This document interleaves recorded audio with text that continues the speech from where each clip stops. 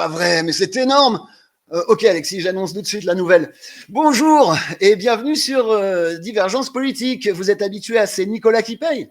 Eh bien désormais, c'est Benoît qui régale. Ça se passe ici même, les lundis et vendredis matin. Alors vous êtes prêts pour la première? Allez, c'est parti. Action. Rappelez-vous, c'était en 2015. Charlie et tout le Bataclan, le pays est en larmes, hein. Le gouvernement Hollande profite de ce chaos émotionnel pour vous glisser la loi renseignement. Et oui, sécurité d'abord, les amis. Résultat, vos SMS sont lus avant même que votre psy ne les ait vus. Vos likes, archivés avant même que votre ex ne les ait supprimés. Tiens, mais le pire était à venir. Tapis dans l'ombre, le chouchou des grands de ce monde, porteur de la loi sur l'égalité des chances économiques, vaste blague, préparait son plan marketing et vous n'étiez vraiment pas prêt. C'est que vous, partout, vous alliez le faire gagner, parce que c'est notre projet. Vive la République, vive la France. Eh oui, en 2017, le jeune Manu inonde les réseaux sociaux de selfies, lisses comme des pubs pour crème anti-âge et slogans de start-up, Mimi Marchand, toujours en embuscade, le shoot en maillot de bain à la plage pour montrer qu'il sait nager certainement dans les eaux troubles de Bercy. Tiens. Bon, tout ça est merveilleux. La France a désormais son Messi, un prodige des chiffres, un Beethoven des bilans et un Gainsbourg de la croissance. Eh oui, déjà dans le en même temps, Manu, il peut compter sur son copain Bruno. Bah oui, ce funambule de la République, ce voltigeur des ministères, qui nous glisse une peau de banane, mais alors d'anthologie sous les semelles de Fillon, avec l'élégance d'un danseur étoile, le renvoyant Fissa dans les bras de Pénélope. Et voici que le jeune Manu passe de l'ombre à la lumière, à la faveur de Mimi, de Boaz et de Jacquin, et ne l'oublions pas, des réseaux qu'il accuse lui-même, aujourd'hui, de menacer la démocratie. Mais le peuple est amnésique, alors allons-y gaiement, vous n'êtes pas prêts de toute façon, on vient tout juste de vous servir le hors-d'œuvre. En 2018, v'là le plat de résistance.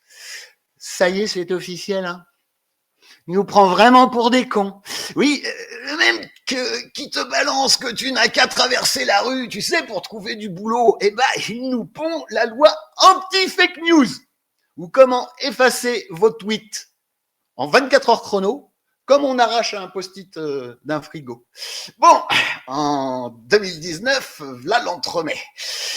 La loi Avia contre la haine, vaste comédie de la part de sa défendresse, accusée par ses collaborateurs d'humiliation au travail. Oh, rien que ça. Bon, 2020, c'est le plat de résistance.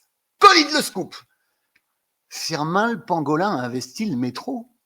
BFM TV en fait son feuilleton quotidien. Lundi, Firmin tous à Châtelet. Mardi, Firmin éternue à Bastille. Un jour, vérité absolue. Le lendemain, Firmin désintégré. Pouf, disparu.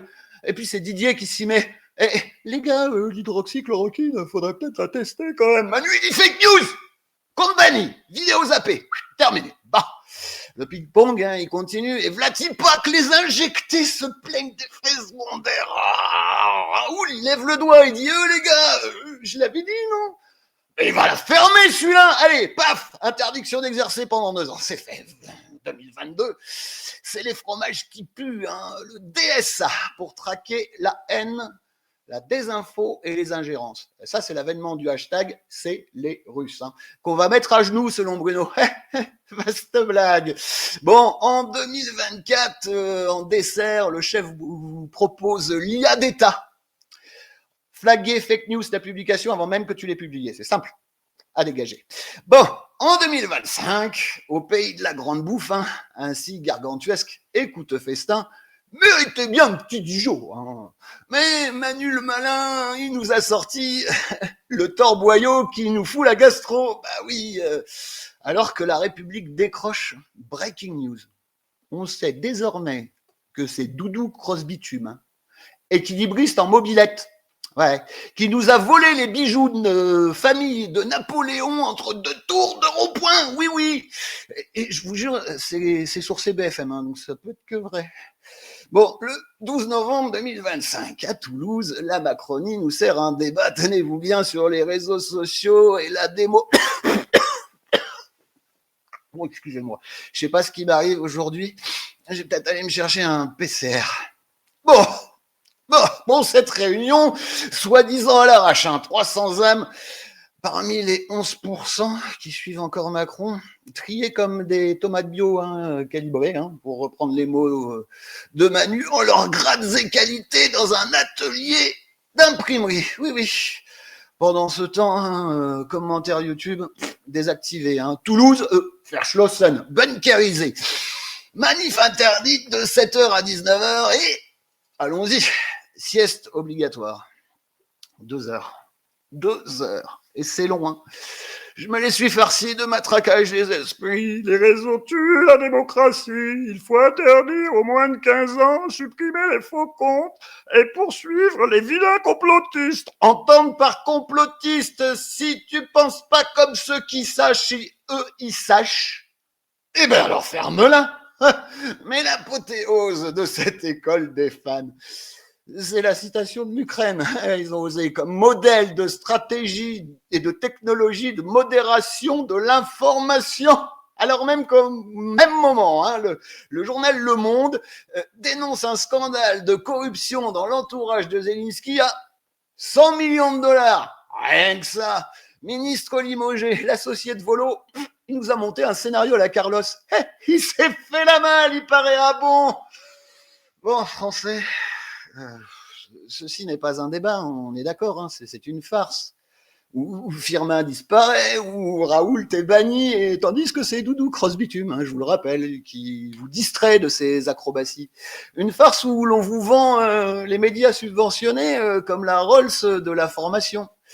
Et bientôt, Garaki osera tenter de se mettre en travers de son chemin. Il finira, tiens, comme la 2 chevaux de Bourville au début du Cornio, en miettes. Ah, mais qu'est-ce que je vais devenir? Un piéton, monsieur. Un piéton. Et n'oubliez pas, selon que vous serez puissants ou misérables, ce sont les jugements de cour qui vous rendront blanc ou noir. Alors, tweetez, likez, partagez et résistez avant que le rideau ne tombe. Merci les amis, je vous souhaite un excellent week-end et je vous dis à lundi.